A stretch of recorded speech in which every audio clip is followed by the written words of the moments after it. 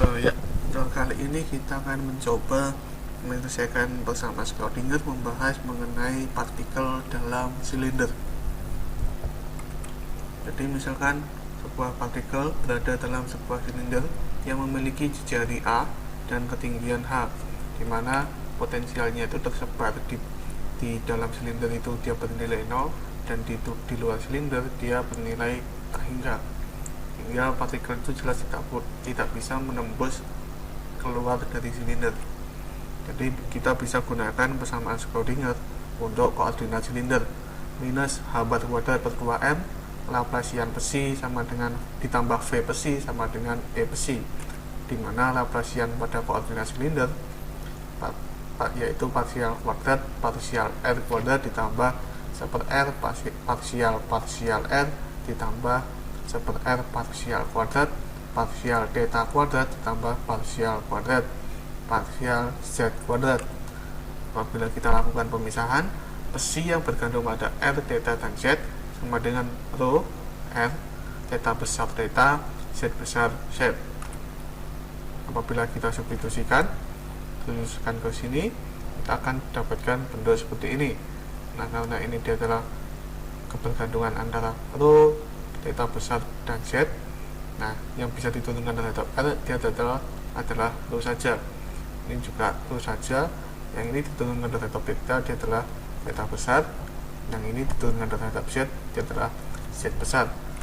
Kemudian apabila kita kalikan dengan 1/2 theta besar dan Z besar, kita akan memiliki bentuk seperti ini. Nah, di dalam silinder di mana potensialnya sama dengan 0, kita memiliki bentuk seperti ini. Nah, apabila kita pindahkan salah satu, misalkan kita ambil dari Z dulu, kita pindahkan ke kanan, kita tukar dengan E nya, kita akan memiliki bentuk seperti ini. Nah, karena kedua sisi ini dia memiliki variabel yang berbeda, di mana suku pertama ini dia merupakan fungsi dari variabel R, dan ini dia fungsi dari variabel theta. Ini sebuah konstanta, dan ini dia adalah fungsi dari variabel Z.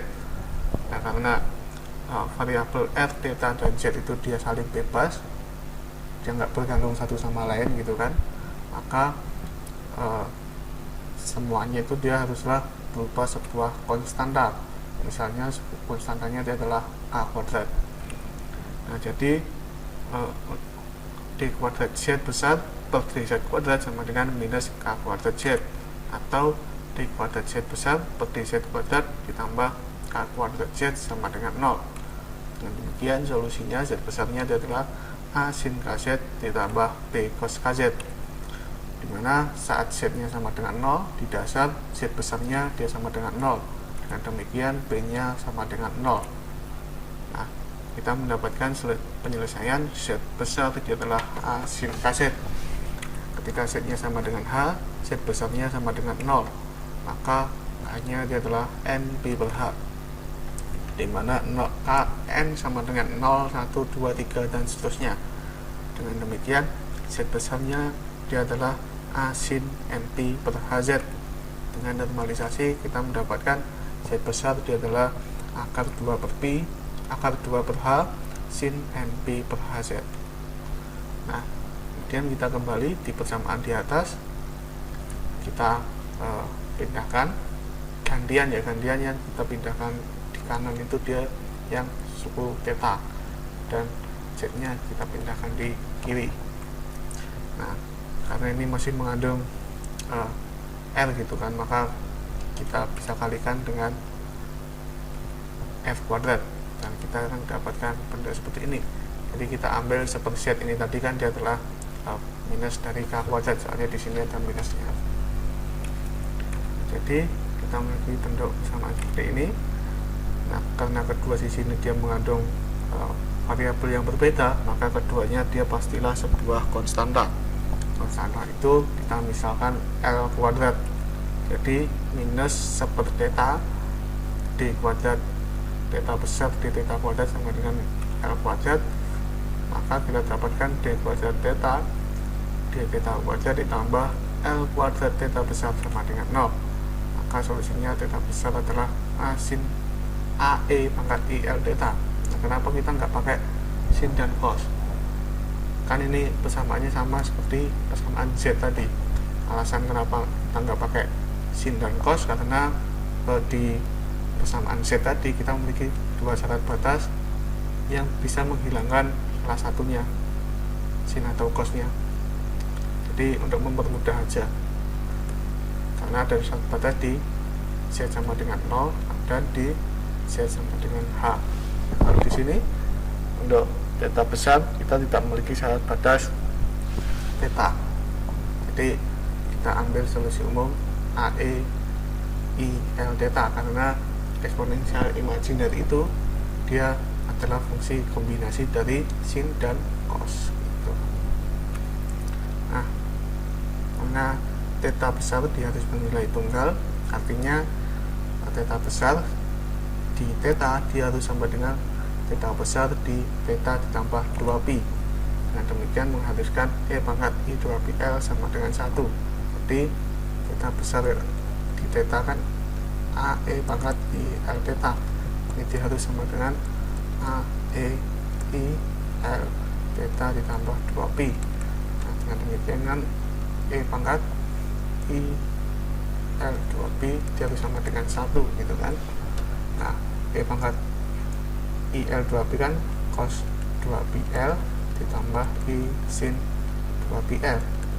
Nah, biar dia 1 kan ini cosnya dia harus bernilai 1. Jadi L nya dia harus kelipatan dari 2pi agar cosnya dia bernilai 1. Nah, dengan normalisasi integral dari 0 sampai 2pi theta besar konjugat theta d theta dia harus bernilai 1.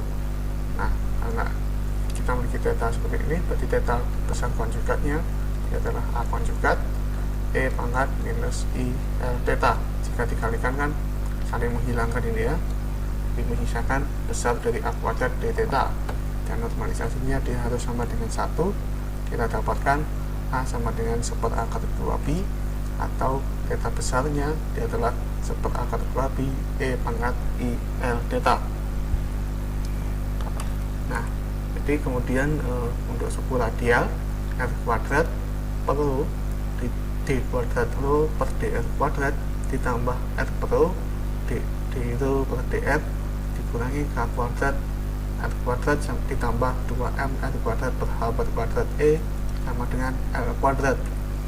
Apabila kedua sisi kita kalikan dengan rho, kita dapatkan persamaan R kuadrat D kuadrat rho per dr kuadrat ditambah R d rho dr dikurangi K kuadrat R kuadrat rho ditambah 2M R kuadrat per H per kuadrat E rho dikurangi K kuadrat rho sama dengan 0.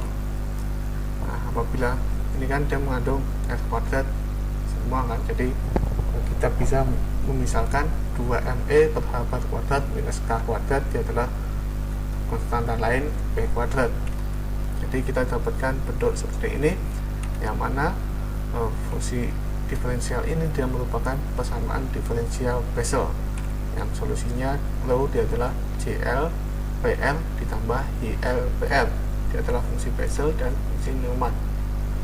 Nah, ketika kita melihat fungsi Bessel dan fungsi Newman, kita lihat bahwa dalam fungsi Newman itu di awal di 0 dia bernilai minus tak hingga, padahal partikel kita itu berada di dalam silindernya, dan kita memiliki sifat bahwa fungsi global itu harus berhingga di mana saja.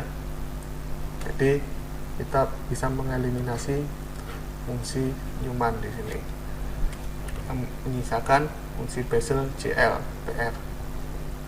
Nah, kita memiliki syarat batas pada R sama dengan A, rho-nya harus sama dengan 0, di mana fungsi Bessel order ke L JLX dia memiliki akar atau perpotongan terhadap Y sama dengan 0, perpotongan terhadap sumbu X yang tak hingga banyaknya. Jadi akar-akar dari fungsi Bessel hanya dapat dicari secara numerik. Jadi misalkan kita mengambil akar ke N dari fungsi Bessel order ke L dan ditulis JNL, di mana fungsi Bessel order ke L dari JNL sama dengan 0. Nah, karena kita memiliki sifat rho A sama dengan JLPA dan dia harus bernilai 0, maka PA harus sama dengan JNL, atau P sama dengan JNL per A, dan law kita adalah fungsi Bessel of the KL JNL per A R gitu. Nah, fungsi gelombangnya besi R theta Z sama dengan rho R theta besar theta Z besar Z, dan kita memiliki masing-masing rho theta besar dan Z besar. Nah, dengan demikian fungsi gelombang kita dia adalah seperakar pi h fungsi Bessel of the KL JNL per A R E pangkat I K theta sin NP per HZ.